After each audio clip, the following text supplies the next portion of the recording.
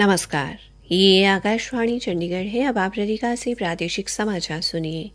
पहले इस बुलेटिन के मुख्य समाचार। भारत में इलेक्ट्रिक वाहनों की बिक्री में 300% की वृद्धि हुई। अयोध्या में रामलला प्राण प्रतिष्ठा समारोह की तैयारियां अंतिम दौर में पहुंची।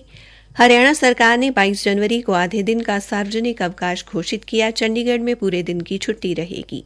2 बार विधायक रह चुके बंताराम वाल्मीकि व कई वरिष्ठ नेता अपने समर्थकों के साथ भारतीय जनता पार्टी में शामिल हुए। हरियाणा सरकार ने कोसली से खाटू श्याम धाम के लिए सीधी बस सेवा शुरू की और मौसम विभाग ने आगामी 4 दिनों के दौरान चंडीगढ़ और हरियाणा के अधिकतर जिलों में घना कोहरा पड़ने की चेतावनी जारी की। अब समाचार विस्तार से। भारत में इलेक्ट्रिक वाहनों की बिक्री शुरू होने से लेकर अब तक इन वाहनों की बिक्री में 300% की वृद्धि हुई है। आकाशवाणी के समाचार प्रभाग के साथ एक साक्षात्कार में केंद्रीय सड़क परिवहन एवं राजमार्ग मंत्री नितिन गडकरी ने यह जानकारी दी। उन्होंने कहा कि आज देश में प्रतिदिन 38 किलोमीटर सड़क का निर्माण हो रहा है। मंत्रालय ने अब वित्तीय वर्ष 2024-25 में प्रतिदिन 60 किलोमीटर सड़क के निर्माण का लक्ष्य तय किया है। उन्होंने कहा कि गत 10 वर्षों में देश में सड़कों की लंबाई बढ़कर 1,45,000 किलोमीटर हो गई है, जो वर्ष 2013-14 में लगभग 91,000 किलोमीटर थी। अयोध्या में रामलला विराजमान के प्राण प्रतिष्ठा समारोह की तैयारियां अंतिम दौर में पहुंच गई हैं।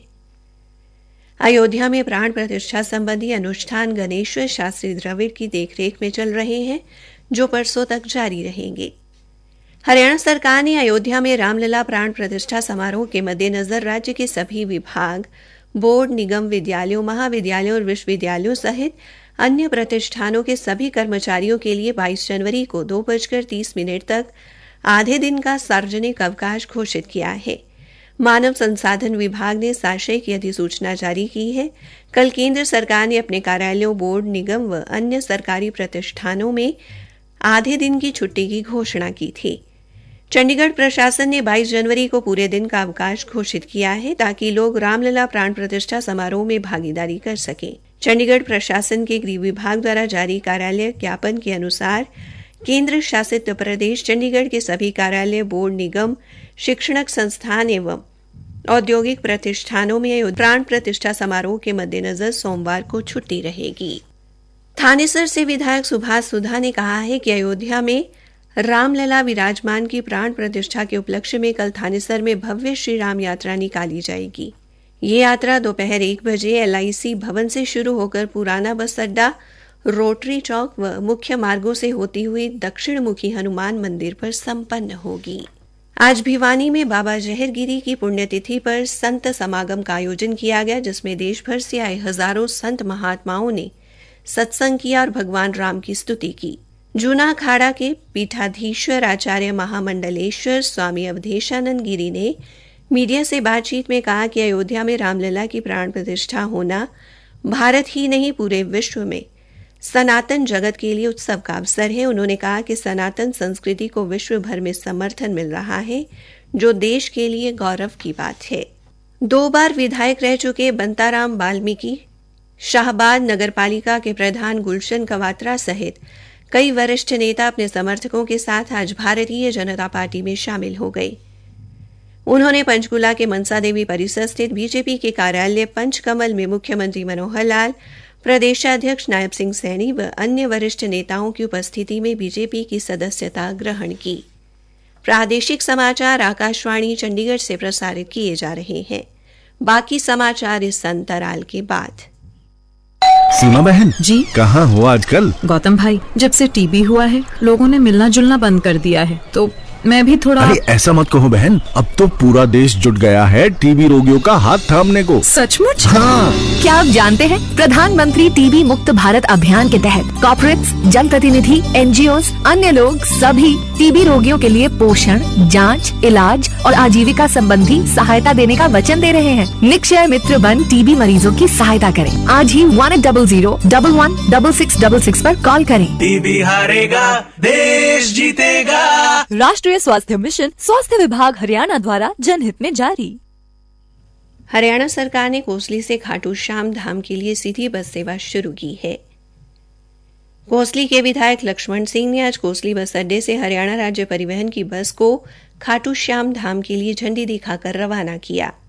यह बस सुबह 7 बजे कोसली से कनीना, नारनौल, निजामपुर, पाटन, नीम का थाना, पलसाना होते हुए खाटू श्याम धाम पहुंचेगी व दोपहर बाद 2 बजे खाटू श्याम धाम से कोसली के लिए वापसी करेगी। मौसम विभाग ने चंडीगढ़ और हरियाणा के उत्तरी, पश्चिमी और दक्षिण पश्चिमी जिलों में आगामी 4 दिनों के दौरान घना कोहरा पड़ने की चेतावनी जारी की है। विभाग ने कहा है कि आगामी 2 दिनों में हरियाणा के सभी दक्षिणी व दक्षिणी पूर्वी जिलों में घना कोहरा पड़ेगा और शीतलहर चलेगी। रोहतक, सोनीपत और पानीपत में 22 और 23 जनवरी को भी घना कोहरा छाया रहेगा। विभाग के अनुसार अगले 24 घंटों के दौरान न्यूनतम तापमान में कोई बड़ा बदलाव नहीं होगा। पानीपत के उपायुक्त डॉक्टर वीरेंद्र कुमार दहिया ने बताया कि पानीपत में येलो अलर्ट के मद्देनजर यातायात पुलिस को सतर्क रहने को कहा गया है। उत्तर भारत में कोहरे और धुंध के चलते आज भी अंबाला छावनी रेलवे स्टेशन पर लगभग 36 रेलगाड़ियां देरी से पहुंची। स्टेशन अधीक्षक राम ने बताया कि अधिकतर रेलगाड़ियां 2 से 4 घंटे की देरी से चल रही हैं। उन्होंने कहा कि अमृतसर नांदेड़ साहिब सचखंड एक्सप्रेस 3.5 घंटे और गुवाहाटी जम्मू तवी अमरनाथ एक्सप्रेस 5.5 घंटे की देरी से चल रही है। हरियाणा के सहकारिता मंत्री डॉक्टर बनवारी लाल ने कहा कि सरकार ने बावल हलके की 32 सड़कों के सुदृढ़ीकरण को मंजूरी प्रदान की है। इस पर लगभग 30 करोड़ 31 लाख रुपए की लागत आएगी। मंत्री ने कहा कि बाकी सड़कों के लिए भी राशि जारी कर दी गई है। जल्द ही इन सड़कों का निर्माण शुरू कर दिया जाएगा। डॉक्टर बनवारी लाल ने कहा कि मंजूर की गई सड़कों में संपर्क मार्ग, अप्रोच रोड तथा अन्य जिलों से जोड़ने वाली सड़कें शामिल हैं। हरियाणा में विकसित भारत संकल्प यात्रा यानी मोदी की गारंटी वाली गाड़ी अंत्योदय उत्थान के मकसद से गांव-गांव पहुंच रही है। आज विभिन्न जगह से मिले समाचारों के अनुसार ठंड व कोहरे के बावजूद बड़ी संख्या में लोगों ने इसमें भागीदारी की और वर्ष 2047 तक भारत को विकसित राष्ट्र बनाने का संकल्प लिया। सोनीपत के गांव रामपुर कुंडल में सांसद रमेश कौशिक, अंबाला शहर के हुड्डा मैदान में विधायक असीम गोयल और फतेहाबाद के पंचायत भवन में सांसद सुनीता दुग्गल एवं विधायक दुड़ाराम ने यात्रा के तहत आयोजित जनसंवाद कार्यक्रम की अध्यक्षता की। सिरसा में केंद्रीय वाणिज्य एवं उद्योग राज्य मंत्री सोम प्रकाश ने बतौर मुख्य अतिथि कार्यक्रम में आए लोगों को संबोधित किया। केंद्रीय राज्य मंत्री ने कहा कि केंद्र सरकार द्वारा प्रधानमंत्री उज्ज्वला योजना के अंतर्गत 11 करोड़ गैस कनेक्शन उपलब्ध कराए गए हैं। कैथल से हमारे संवाददाता ने बताया है कि कल शाम गांव गुलियाना व तारागढ़ में हरियाणा की महिला एवं बाल विकास राज्य मंत्री कमलेश ढांडा ने 9 महिलाओं को प्रधानमंत्री उज्ज्वला योजना के तहत गैस कनेक्शन प्रदान किए और 13 लोगों की मौके पर ही पेंशन बनाई गई। अंबाला से भी हमारे संवाददाता ने बताया है कि कल शाम शहर में आयोजित कार्यक्रमों में विधायक असीम गोयल ने 21 लोगों को आयुष्मान भारत कार्ड और 9 लोगों को बुढ़ापा पेंशन के प्रमाण पत्र प्रदान किए। 26 से 28 जनवरी तक सांसद खेल महोत्सव का आयोजन किया जाएगा। पलवल के जिला खेल अधिकारी अनिल कुमार ने बताया कि महोत्सव में 15 खेल प्रतियोगिताएं आयोजित की जाएंगी। उन्होंने बताया कि खिलाड़ी सांसद खेल महोत्सव की वेबसाइट पर कल तक अपना पंजीकरण करा सकते हैं। पलवल पुलिस ने आज 3 अलग अलग मामलों में 5 नशा तस्करों को गिरफ्तार कर उनसे 56 किलो 309 ग्राम गांजा बरामद किया है। पुलिस प्रवक्ता संजय कुमार ने बताया कि पुलिस ने मुकदमा दर्ज कर कार्रवाई शुरू कर दी है। हरियाणा में 25 जनवरी को राष्ट्रीय मतदाता दिवस मनाया जाएगा।